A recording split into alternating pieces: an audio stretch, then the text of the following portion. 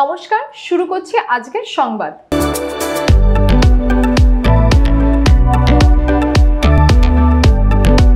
সামনেই ঈদের উৎসব আর আসন্ন ঈদ উপলক্ষে জামালপুর থানার পক্ষ থেকে জামালপুর ব্লক অফিসে বিভিন্ন মসজিদের ইমামের নিয়ে একটি আলোচনা সভা অনুষ্ঠিত হয়। উপস্থিত ছিলেন বিধায়ক অলোক কুমার মাঝি, পুলিশের সিআই বিশ্বজিৎ মণ্ডল, পঞ্চায়েত সমিতির সহসভাপতি ভূতনাথ মালিক, বিডিও পার্থসারথী দে, পূর্ত কর্মধ্যক্ষ মেহমুদ খান, জামালপুর থানার ভারপ্রাপ্ত আধিকারিক কৃপাসিন্ধু ঘোষ সহ অন্যান্যরা। এর পাশাপাশি উপস্থিত ছিলেন বিভিন্ন পঞ্চায়েতের প্রধান ও উপপ্রধানরা।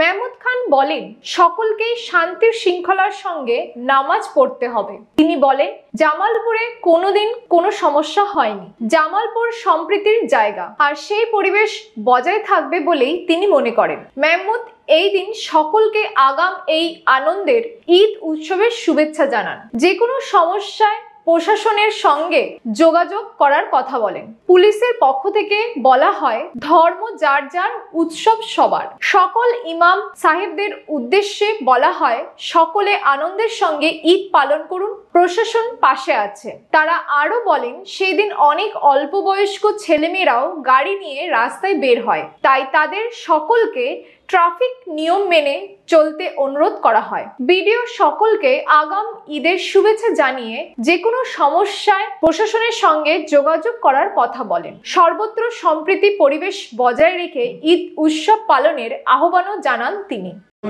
আমরা মিটিং করি বিভিন্ন সবাই, তাদের জামালপুর ব্লকে আমরা সাম্প্রদায়িক সম্প্রীতি কিভাবে বজায় রাখতে হয়, আমরা সকলেই শান্তিপূর্ণভাবে আমরা আমাদের ঈদ এবং বকরিদ আমরা করি, এবং এখানে দুর্গা পুজো হয়, কালী পুজো হয়, তাতে আমাদের কোনো সমস্যা হয় না।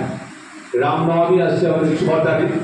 তারপরে সার্বিক আমার মনে হয় যে আপনারা অনেক জ্ঞানীমান, ভারতবর্ষের চিত্র আপনারা বুঝছেন, সার্বিক টিভিতে দেখছেন, মোবাইলে দেখছেন। আমাদের সেইভাবে চলার প্রত্যেককে যেন আমরা তৌফিক দান করেন। আমরা নিজে কখনো আইন হাতে তুলে নেব না, এটা আপনাদের প্রত্যেকেই কাছে আমার অনুরোধ। আর আপনাদের প্রত্যেকের যে নামাজ যখন হবে, আমাদের ঈদের মাঠে যে নামাজ হবে, আপনারা প্রত্যেকেই যতভাবে এবং ঠিক টাইমটা যখন আমরা প্রত্যেকটা জায়গায় ঘোষণা করেন সেইভাবেই।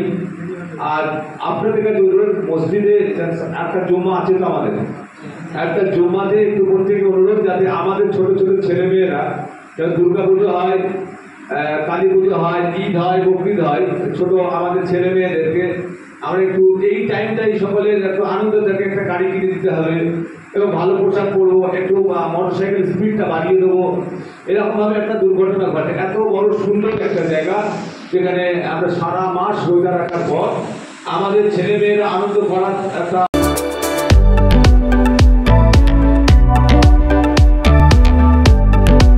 ভোটার তালিকায় স্থানীয় ভোটারদের নামের পরিবর্তে ভিন রাজ্যের ভোটারদের নাম তোলার চক্রান্ত চলছে। এই কাজে মদদ দিচ্ছে কেন্দ্রের শাসক দল বিজেপি, এমনটাই অভিযোগ করা হয়েছে তৃণমূল কংগ্রেসের পক্ষ থেকে।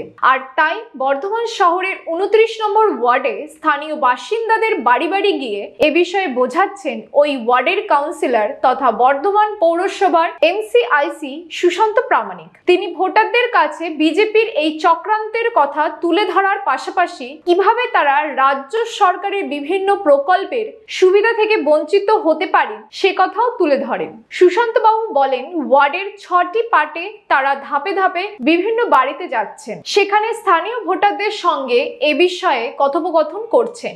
এই কাজ এখন চলবে।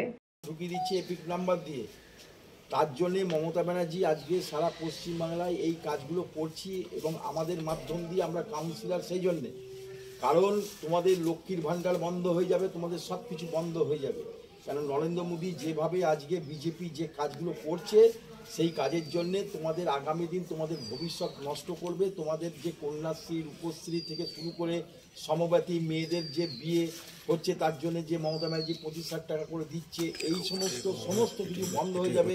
কারণ তোমাদের অ্যাকাউন্টগুলোই তো তোমাদের আর করতে পারবে না, কারণ তোমাদের নামে তোমার ছবি থাকবে, কিন্তু মানে তোমার এপিক নাম্বারটা আলাদা থাকবে, তাহলে কি হবে, তাহলে এমন জিনিসটা হবে যাতে তোমরা ভোটার ব্যাংকে গেলেও তোমাদের নতুন করে ব্যাংক অ্যাকাউন্ট করতে পারবে। তার জন্যেই রূপশ্রী থেকে শুরু করে সমস্ত কিছু একদম হয়ে যাবে, বন্ধ হয়ে যাবে। আর তার জন্যে মমতা ব্যানার্জি যাতে তোমরা সুরক্ষিত থাকো, তোমাদের যাতে পয়সা ঠিক মতন পাও, তার ব্যবস্থা করার জন্যে সারা পশ্চিম বাংলায় আজকে মমতা ব্যানার্জি এই কাউন্সিলর, পঞ্চায়েত প্রধান থেকে শুরু করে এবং গ্রাম পঞ্চায়েত থেকে এমএলএ থেকে শুরু করে সবাই আমরা এই কাজটা করছি যাতে মানুষের কোনো অসুবিধা না হয়। তার জন্যে তোমাদের কাছে বলা, যাতে যে ভুলগুলো তোমরা আগে করেছো সেই ভুল যেন আর করো না, কারণ এবার ভুল করলে